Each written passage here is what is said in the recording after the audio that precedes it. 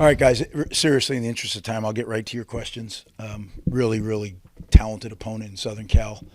We got a huge challenge in front of us, one that we're excited about taking on. So, injuries obviously have been a big part of this season, but are they just football, or is there one thing you could point to, whether that's strength and conditioning, medical staff, any processes you guys have done in the preseason that you think are leading to this? No, it's a very physical game, football.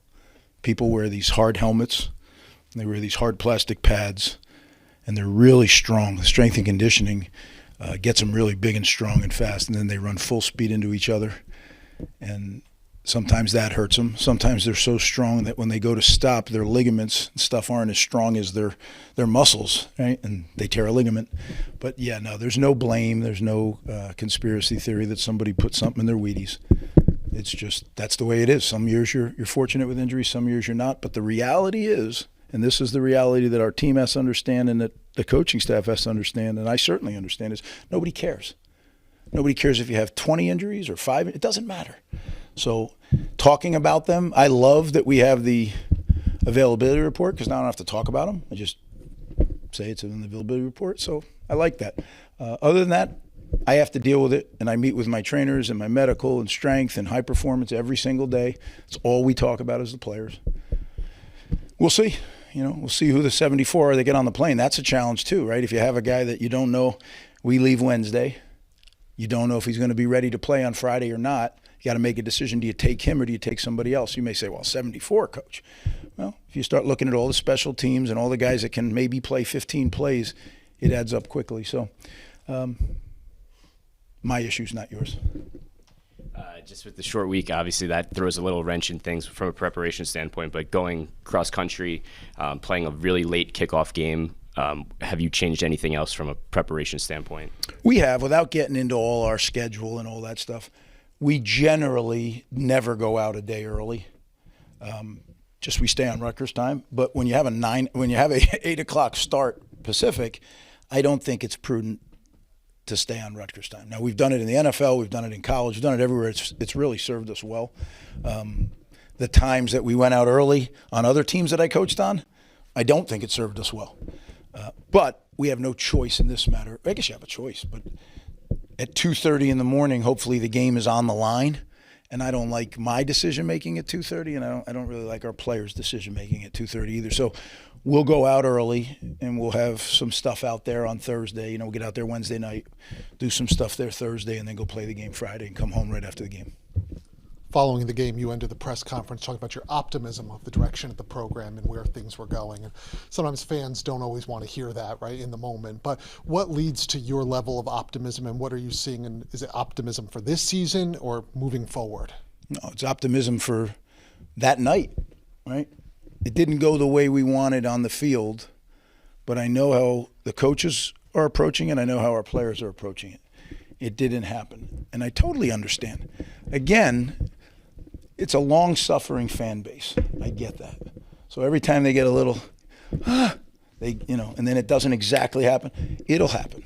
That was my point, is just hang in there. It's going to happen. It didn't happen overnight the first time. It's not happening overnight this time. It will happen. I go out to practice every day. I see them train year-round. I see our coaches, the way they work. It'll happen. Will it be a linear ascent? No, it won't. But that's the confidence. It's not an arrogance. It's not a defiance. It literally is, I see it. So it's a great question because hopefully that will get to some people that are a little concerned, right? I said the sky is falling. I don't mean to be sarcastic. That's not my attempt. My attempt is to literally explain why. There's some things going on right now that are not under our control, and you have to live with what you live with. I made it very clear that it's my decision. I made the decision to play some people that maybe weren't 100%, thinking that they were better than someone else that was at 80%. I have to reconsider that. I may play the exact same people if they're able. I don't know that. That's what this week's practice is about. But as you mentioned, right? I mean, it's a shorter week. You're not going to have the exposures, so we'll figure it out. By Wednesday, when we get on that plane, though, there's only 74 guys that can get on, and I got to make sure we have the right 74. So then we can make the right choices who the right 11 are, and throw on top of that a really, really talented team that's got their back against the wall as well, right? So like we both probably have very similar feelings about what we have to do Friday night. Should make for a great game. Really respect everything they do out there. They're really a complete program. You know, Coach does a great job.